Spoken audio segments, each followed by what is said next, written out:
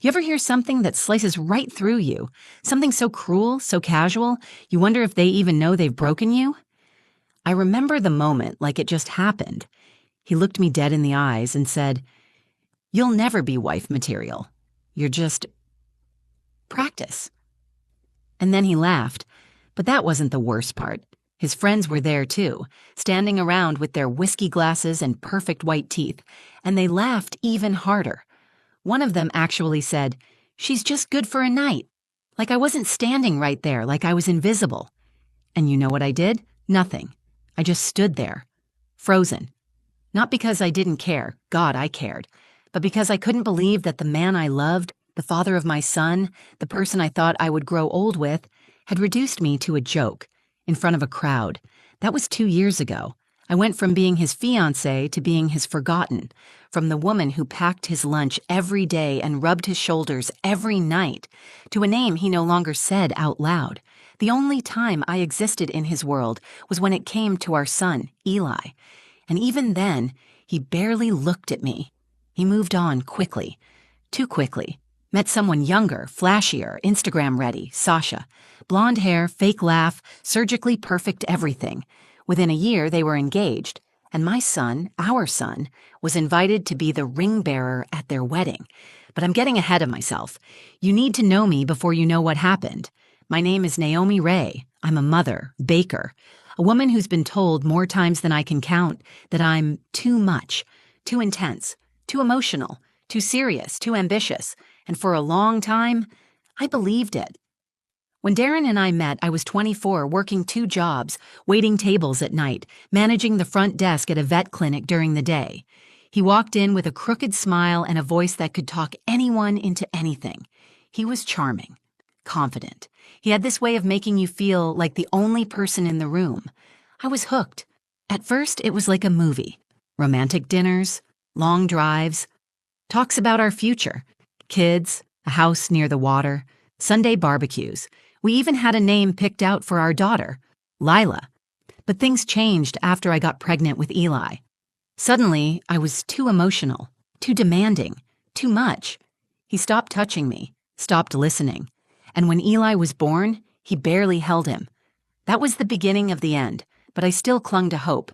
I told myself he was stressed, that once the business picked up, he'd come around, that if I just worked harder, looked better, stayed quieter, he'd love me again.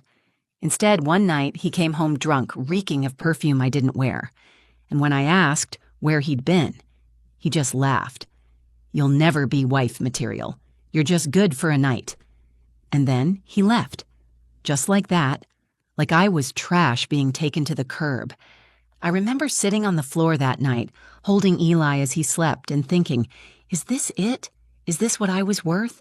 But what I didn't know then was that one day, at his wedding, it wouldn't be me who said the words he needed to hear. It would be our son. And when he took that mic, everything stopped. The music, the laughter, the wedding, all of it. Before everything fell apart, I used to believe that love could fix anything. I believed in soulmates, in growing old with someone, in second chances. I believed that if you gave enough, forgave enough, and loved hard enough, things would fall into place. They didn't. But I still believed. I was 24 when I met Darren Whitmore. I had just moved back to Richmond trying to rebuild after my dad passed. My mom, Marlene, was strong. The kind of woman who didn't cry at funerals but cooked casseroles for everyone who did. She raised me and my little brother without a single complaint, but I always knew she wanted more for me. I think that's why Darren felt like a win. He walked into the vet clinic where I worked the front desk, asking about shots for a puppy he never even brought in. I think he just wanted to talk. That was Darren. Charming in the most calculated way. He wore tailored suits and drove a sleek car with leather seats that smelled like cologne and confidence. Everything about him screamed, "I've made it." And he made me feel like I had too. He'd show up at my night job, leave $100 tips for a coffee, tell me I deserve more than greasy aprons and split shifts. And when he looked at me, it was like I was the only person in the room. No one had ever seen me like that before. Or maybe I just hadn't seen myself that way. He was 6 years older, already running a small marketing firm. I was working 2 jobs just to afford rent on a basement apartment and keep gas in my car, but he never made me feel small, not at first. 6 months in, I moved in with him. A year later, we were engaged. He gave me a ring with a stone I was too scared to ask the price of. I wore it like armor, like proof that I mattered, like this was my happy ending. And it almost was. For a while. When I found out I was pregnant, I was terrified. I cried, not because I didn't want the baby, but because I knew things would change. I didn't know how much. At first, Darren was excited, or at least he acted like he was. We picked out paint colors, argued over names, looked at baby swings and strollers. He said we'd be unstoppable, just the 3 of us. But as the months passed, something shifted. He worked later. He slept less. His touches felt colder, almost like he was checking a box. He started snapping over small things, burnt toast, a misplaced charger. I stopped bringing things up. I told myself it was the stress, that once the baby came, it would all go back to how it was. When Eli was born, it was the happiest and loneliest day of my life. I held this tiny, perfect boy in my arms and cried tears I couldn't explain. Darren held him once for a picture, then spent the rest of the hospital stay on his phone, pacing the hallway, texting someone he wouldn't name. Still, I tried. I read books on how to reconnect after a baby. I planned date nights. I lost the baby weight as fast as I could. I smiled when I didn't feel like it. I told myself that if I just stayed patient, he'd come back to me. But Darren didn't want a wife anymore. He wanted an audience. He started disappearing on weekends, said he had business trips, conferences, meetups. He stopped coming home for dinner, then stopped texting at all. He was there, technically, but only when he had to be. Stopped asking questions when I realized I already knew the answers. Then came the night that broke me. He walked in late, drunk, reeking of perfume I'd never worn. I asked him where he'd been. He didn't lie. He didn't apologize. He just looked at me and said it. "You'll never be wife material. You're just good for a night." I didn't cry. Not right away. But the second I heard his friends laugh in the background, heard them echo his words like it was some kind of joke, I felt something in me split. I wasn't heartbroken, I was humiliated. I packed a bag for me and Eli and went to stay with my mother. I told her I just needed a break, but she saw right through me. She didn't say, "I told you so." She just held me while I finally cried, and in that moment I realized I had no idea who I really was outside of being someone's placeholder. But I was about to find out. The hardest part about heartbreak isn't the pain, it's the silence that comes after. The kind that fills your chest when your baby asks why daddy doesn't come around anymore. The kind that wraps around your throat when you pass by the nursery you painted together and realize he never came back to finish the trim. After I left Darren, I moved into my mother's guest room with Eli and started piecing together what was left of my life. I didn't want pity. I didn't even want revenge. I just wanted peace. Something still. Something quiet. But peace is a strange thing. You can work your fingers to the bone to build it, and it only takes one moment, one envelope in the mail to tear it all down again. It was a plain, white envelope. No return address, just my name and Eli's scrawled in someone's cursive that clearly wasn't Darren's. Inside was a cream-colored wedding invitation with gold foil lettering. Darren Whitmore and Sasha Marin invite you to celebrate their union. I stared at it for a long time. Like maybe if I read it enough times, the words would change. Maybe it would say, "Sorry for what I did. I know I broke you." But it didn't. Of course it didn't. Instead, it ended with, "We would be honored if Eli Ray would serve as our ring bearer." I felt the blood drain from my face. They didn't even ask me. They just expected it. Like I was some unpaid nanny on call for a man who couldn't even say my name out loud. I wanted to scream, to shred that card into 1,000 pieces and set them on fire. But Eli saw it before I could. He was sitting at the kitchen table coloring in a dinosaur book. When he looked up and saw the card in my hand, he asked, "Are we going to Daddy's wedding?" I didn't know what to say. I wanted to protect him. I wanted to say, "No, he doesn't deserve you. He doesn't deserve anything." But I couldn't let my bitterness shape my son. I had swallowed enough poison in that relationship. I wasn't about to feed it to him. So I just said, "Do you want to go?" He looked down at his crayons, thought for a second. Then he said something that stunned me. I think I need to see what kind of man he really is. It wasn't the kind of thing a 10-year-old usually says. Eli has always been an old soul. He watches people, listens more than he speaks, and he had seen everything. He may not have known the details, but he had felt the tension, the loneliness, the way I held back tears behind bathroom doors. That night, I cried after he went to bed. Not because I was sad, at least not just because of that, but because I realized how much strength this little boy had inherited. A few days later, I agreed to let him go, but I gave him something before he left. It was a toy microphone, one of those cheap voice recorders that looks like it came from a cereal box. I told him it was just for fun, that he could use it to pretend he was announcing the wedding or being a DJ or whatever made him smile. But the truth? I gave it to him because I was scared. Scared of what Darren would say in front of him, scared of what he wouldn't, scared of being erased completely from my son's life now that Darren had someone new to play family with. I didn't expect anything from Eli. I didn't plan anything. But that microphone became more than a toy. It became the thread between the truth and the show Darren was trying to put on. In the days leading up to the wedding, Eli kept asking questions about me and his dad. Not childish ones either. Real questions. Did you love him? Did he make you happy? Why did he stop? And each time, I tried to answer gently. Honestly, I didn't bash Darren. I didn't need to. The truth had enough weight on its own. Eli started carrying the mic everywhere. He said he liked hearing his own voice, but I could tell he was thinking, processing, watching. I didn't know it yet, but he was planning something that would bring every hidden truth back into the light. And Darren, he had no idea what was coming. The night before the wedding, I couldn't sleep. Not because I was sad. I'd already cried all those tears a long time ago. This time I was restless for a different reason, a mother's instinct. A storm you can't see yet, but you can feel coming. Eli was in his room packing his little bag, his tiny suit, his favorite sneakers, a book for the drive. He was humming to himself like it was any other weekend visit with his dad, but I could tell something was off. There was a quietness to him, not the kind that comes with fear, but with focus, like his mind was already somewhere else. Need any help? I asked, standing in the doorway. He shook his head. I'm almost done. I watched him place the toy microphone in his backpack. It was a small purple plastic mic I'd picked up from a dollar store, one of those voice changers that plays back whatever you say. It had barely any battery left. You sure you want to bring that? I asked. It might not work anymore. He looked at me with those big, knowing eyes of his and said, Yeah, I think I might need it. I didn't ask more. Part of me didn't want to know. Another part of me knew that whatever Eli was carrying, it was his. He'd heard enough in his short life to know that sometimes the grown-ups don't always get it right.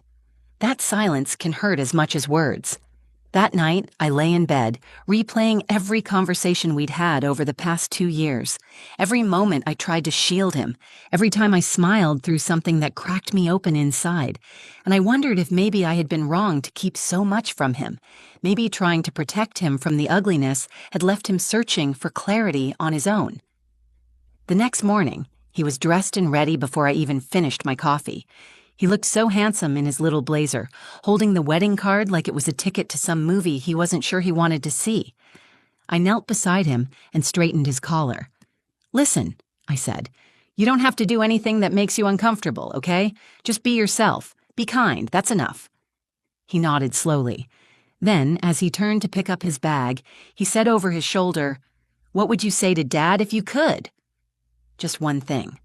I paused. The question hit harder than I expected. What would I say? That he broke me, that I had to teach myself how to breathe again after he left, that he made me feel like nothing, then made a show of replacing me like I was a broken chair. But all I could say out loud was, I'd tell him. I hope he finds what he's looking for, even if it wasn't me. Eli looked at me for a moment longer, then smiled. Okay, he said quietly. I drove him to Darren's house, where a black car was already waiting to take them to the wedding venue. Darren didn't come out to greet me. Sasha did. She waved, too brightly, her white teeth gleaming like stage lights. Eli hugged me tight before he got in the car. He didn't say goodbye. He said, I'll see you soon, Mom. And something about the way he said it gave me chills. I went home and tried to distract myself. I baked, cleaned, reorganized the spice cabinet. But the hours dragged. I kept checking my phone even though I knew Eli didn't have one. I had no idea what was happening at that wedding until around 5 p.m. when I got a text from my cousin Lena, who worked at the hotel venue. All it said was, "Your son just took the mic." Everyone stopped, even the music. I read it 3 times, and then I sat down. My heart raced, but not with fear, with something else, something that felt a lot like hope. I didn't know what Eli had done, or why, but I knew my son. I knew his heart, and I knew that if he spoke, it wasn't for drama. It wasn't revenge. It was truth. And for the first time since the day Darren walked out, I wasn't afraid of the truth anymore. I was ready for it. I wasn't there when it happened. That's what gets me sometimes. I didn't see his face when Eli stepped forward. I didn't hear the silence spread through the room or feel the weight of all those eyes watching a 10-year-old boy walk up to a microphone in the middle of a wedding ceremony like he had something important to say. But I've heard the story enough times now that I can picture it like I was standing in the aisle myself. The wedding was being held at some vineyard outside of Charlottesville. High-end, expensive, Instagram perfect. Darren always loved a spotlight, and Sasha, well, she was practically born for it. Her whole life looked like it came with a ring light and a social media filter. They had flowers hanging from the ceiling, a string quartet, champagne before the ceremony. Eli said the chairs were white with gold ribbons, and everyone smelled like expensive perfume and tension. He was dressed in his suit, holding the ring box in one hand and the toy mic in the other, tucked behind his back. He told me later that his hands were shaking, but his voice was steady. I believe him. The ceremony started. People smiled, took pictures, cried on cue. Darren looked like the groom from a magazine, confident, polished, like nothing in his life had ever fallen apart. And then the moment came. The officiant said, "You may now kiss the bride." That's when Eli stepped forward. No one stopped him. He was just a kid, ring bearer after all. Probably looked like he was doing something sweet or funny, until he raised the mic to his mouth and said clearly, "Before you kiss, I think my mom wanted this played." Everyone went still. Sasha laughed nervously. Darren looked confused. Then Eli pressed the button on the mic, and there it was, my voice, shaky, tired, recorded without me knowing. I didn't even realize Eli had saved that moment, the one from the night before the wedding, when he'd asked me what I'd say to his father. The audio was raw. You could hear my breath hitch, my voice cracking, and then the words, "I'd tell him. I hope he finds what he's looking for, even if it wasn't me." Gasps rippled through the crowd. Chairs shifted. Someone dropped a glass. But Eli didn't stop there. He spoke into the mic again. "She never told me to say anything. She didn't even want to come, but I thought everyone should know. My mom never tried to hurt anyone. She just loved my dad, and he left her behind. Then he laughed about it. And I don't think that's funny." He stepped back, placed the mic gently on the table near the officiant, and sat down. Not another word.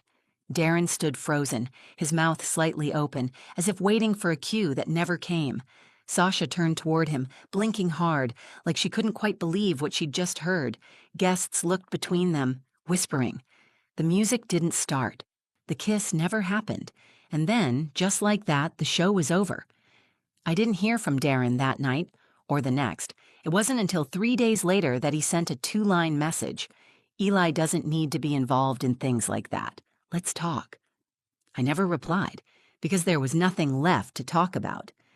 Eli came home the day after the wedding, quiet at first. I didn't ask what happened. I didn't have to. He finally spoke that evening while we were baking blueberry muffins for the neighbors. "I just wanted them to hear your side," he said, pressing the batter into the tin. "They always hear his."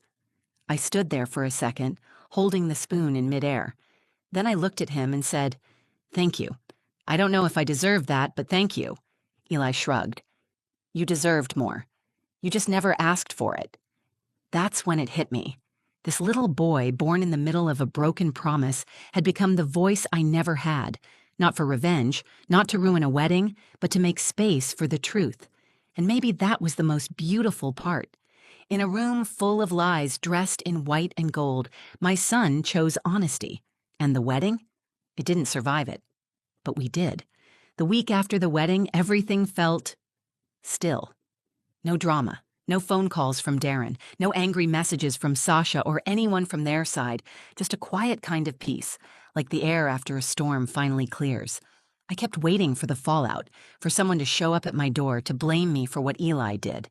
But no one did, because deep down, they all knew the truth wasn't cruel. It was just inconvenient. And truth has a way of sticking. It doesn't need permission to exist. It just waits to be heard. Eli never asked if what he did was okay. He didn't brag, and he didn't regret it either. He went right back to being a kid, riding his bike, asking for waffles, leaving his socks all over the living room like nothing had happened. But I could see the change in him, something subtle, a little more grounded, a little more sure of who he was, and in that I started finding my own footing again. For so long, I lived like I was half finished, like I was waiting for closure that would never come. I kept thinking if I just stayed quiet, if I handled everything with grace, eventually I'd be seen, that someone would finally say, "You were right to feel what you felt." But no one came to say that, and I stopped waiting. Instead, I poured myself into the life I was building, into my small bakery, into the warmth of a house where laughter wasn't forced, and into the kind of love that doesn't ask to be earned. The bakery took off faster than I expected. Word spread about the divorce pies, as people jokingly called them, rich, bittersweet chocolate ganache with sea salt and a caramel center. Pain wrapped in something sweet. People understood that. One morning, an older woman came in and said, "You're Naomi, right? The one from that wedding?" My niece was there. She said it was the realest moment she's ever witnessed. I smiled and handed her a slice of lemon cake. That was enough. As for Darren, we kept things civil, basic. He still picked Eli up every other weekend, still sent birthday cards, but there was a new distance there, one I didn't mind. He never brought up the wedding, never asked about the recording. I think he knew that if he did, he'd have to admit what he said, what he did. And Darren never was good at holding a mirror to himself. At first I hated that. I wanted him to say something, to explain, to apologize. But eventually, I realized I didn't need his words. I had my own now. One night, months later, Eli and I were watching a movie on the couch, blankets everywhere, popcorn spilled, one of those perfect ordinary nights. He turned to me out of nowhere and asked, "Do you think Dad's mad at me?" I paused, then said, "I think he's more mad at the truth." Eli nodded slowly, eyes on the TV. "I didn't mean to hurt him."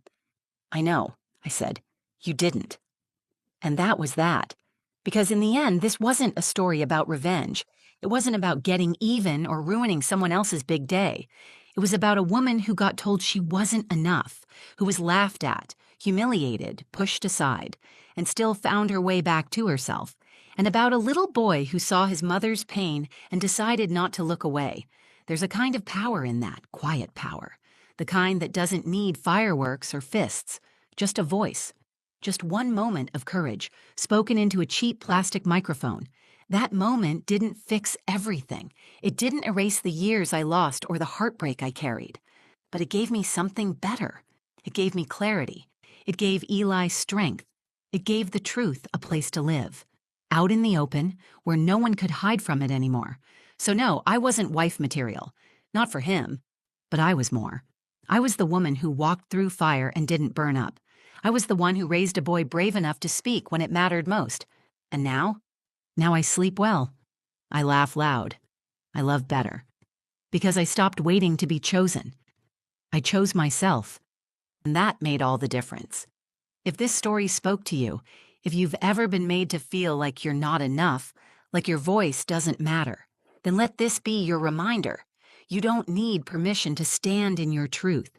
You are more than what they said about you. You are more than what they left behind. And sometimes, healing starts with being heard. If you felt something today, if Naomi's story reminded you of your own or someone you care about, like the video so it reaches someone else who needs it, share it with a friend who's still finding their strength. Comment below. Tell me your story, your turning point, or just say, "I'm still standing." I read every single one. And if you want more stories like this, real, raw, and honest, subscribe to the channel. We're building something here, a space where people are seen, heard, and never laughed off again. Thanks for watching. Until next time, stay strong and stay true.